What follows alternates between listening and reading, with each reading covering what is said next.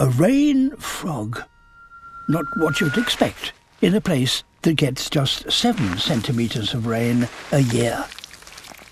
To survive here, she has to avoid the heat of the day, buried in the sand. But each night she heads out on her hunt for moisture. Short, stumpy legs and a plump body are ideal for digging, but not so good for getting around.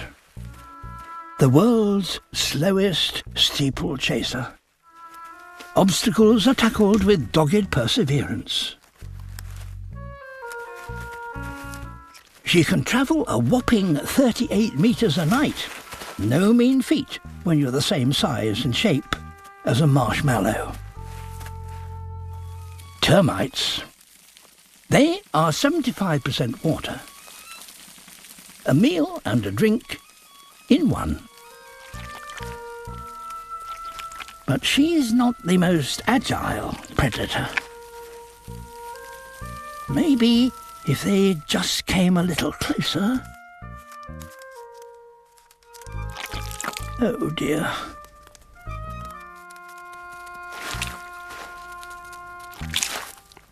At last. But now she has another challenge. To swallow her food, she must squash in her eyeballs to push it down her throat.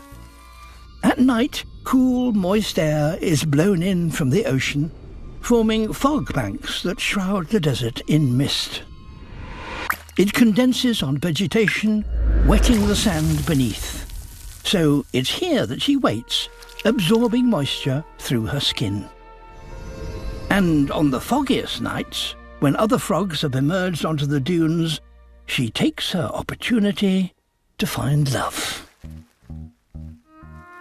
Male rain frogs are smaller than the females, and his stubby legs make it hard to hold on.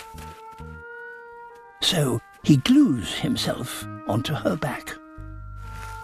Still locked in their embrace, the pair head back beneath the sand, where they'll lay their eggs, safe from the heat of the desert sun.